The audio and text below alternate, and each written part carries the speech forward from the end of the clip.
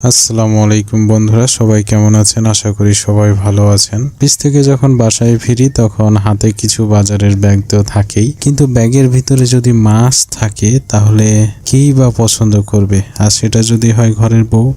সবাই জানে যে ঘরের বউরা কখনোই মাছ এটা পছন্দ করে না, বিশেষ করে মাছের যে বিষয়টা রয়েছে সেটার জন্য। আর সেটা যদি হয় রাত্রিবেলা তাহলে তো কথাই নেই। তারপরও রাস্তায় আসার সময় কিছু মাছ পেয়ে যাই। শিং মাছ কিনেছি আজকে, প্লাস কিনেছি পাপুয়া মাছ, সাথে দুইটা ছোট মাছ নিয়েছি। যে মাছ দুইটা আমার বউ আবার সবার উপরে রাখছে, আমি অবশ্য ভিডিও করতেছিলাম।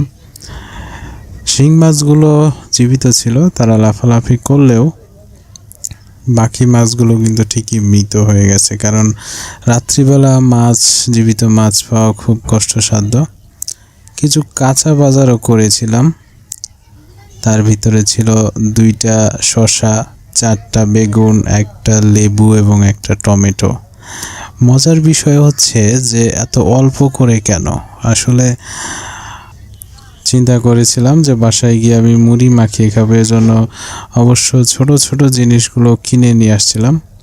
এখন যে বিষয়টি আপনাদেরকে দেখানোর চেষ্টা করব সেটি হচ্ছে যে শিং মাছ আগে মেরে ফেলার পরে শিং মাছটা যখন বাছা হয় তখন সেটা সহজ হয়। এজন্য মূলত শিং মাছটিকে মারার একটি প্রসেস রয়েছে। আমরা আমাদের গ্রামে যেভাবে এই কাজটি করতাম সেটি হচ্ছে, আপনি শিং মাছের ভিতরে কিছু লবণ দিয়ে যদি এটাকে ঢেকে দেন তাহলে কিন্তু অবশ্যই এটি কিছু সময়ের ভিতরে মরে যাবে, যার নমুনা আপনারা ভিডিওতে দেখতে পাচ্ছেন।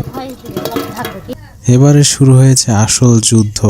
একটি ছোট্ট বটিতে আমার বউ সেই মৃত অর্ধমৃত শিং মাছগুলো নিয়ে কাটাকুটি শুরু করেছে। সাথে সাথে আমার দিকে এক নজর তাকাচ্ছে, যে নজর দিয়ে তাকাচ্ছে সেইটা বর্ণনা নাই বা করলাম, যদিও তার সব নজরকে আমি মিষ্টি বলেই গণ্য করি, কিন্তু এই নজরটা একটু ভিন্ন ছিল, সেটা বলতে পারলাম না। যা হোক, অনেকগুলো মাছ তাকে এখন কাটতে হবে। সে অবশ্য খুশি, কারণ সে মাছ খেতে অনেক পছন্দ করে, কিন্তু কাটতে সে পছন্দ করে না। যা হোক, সে আস্তে আস্তে কাটাকুটি শুরু করেছে এবং আমার সাথে ছোটোখাটোভাবে একটু গল্পে মেতে উঠেছে। আমি এবার অফিস থেকে আসলাম, জামা কাপড় ছেড়ে গোসল করতে হবে। তাকে বললাম তুমি আস্তে আস্তে করো। সে অবশ্য আমাকে যেতে দেবে না, কারণ তার সাথে সাথে আমাকে গল্প করতে হবে। তাই কি করার, মোবাইলটা নিয়ে তার সাথে গল্প করতেছি। আর সে ছোট বড় সব মাছগুলোকে ছোট্ট একটা বটি দিয়ে খুব কষ্ট করে কাটতেছে। বড় মাছ ছোট মাছ যেই মাছই হোক, আমার বউ আসলে মাছ খেতে অনেক পছন্দ করে, সেজন্য মূলত সে খুব মজা করে মাছগুলো কাটতেছিল। একটু একটু করতে করতে অবশেষে অনেকটা সময় পরে তার মাছগুলো প্রায় কাটা শেষের দিকে। শিং মাছ অলরেডি কাটা শেষ, আর একটাই রয়েছে। সাথে বড় মাছও মোটামুটি কাটা হয়ে গেছে, প্লাস ছোট যে দুইটা মাছ ছিল সেই মাছ দুটাও সে কাটতেছে। আরেকটি বিষয় রয়েছে যে আপনারা যারা শিং মাছ রান্না করেন, শিং মাছের পিঠের পাশে বা ভেতরে এক ধরনের রগ রয়েছে, যে রগটা আমরা বের করে ফেলে দিই। এটা আপনারা কিভাবে করেন অবশ্যই আমাদেরকে কমেন্টে জানাবেন। যা হোক, অবশেষে আমার বউ অনেক কষ্ট করে ছোট বড় সবগুলো মাছই কেটে ফেলেছে। এরপরে সেগুলো ধোলাই করে নিয়ে আসার পরে দেখতে বেশ দারুণ লাগছে, ঠিক এইরকম। যা হোক, তার অনেক কষ্ট হয়েছে, তবে সমস্যা নেই। যখন মাছগুলো রান্না করে আমরা খাবো তখন তাকে একটা ধন্যবাদ দিয়ে দিব, যার দরুন সেগুলো সব পরিশোধ হয়ে যাবে।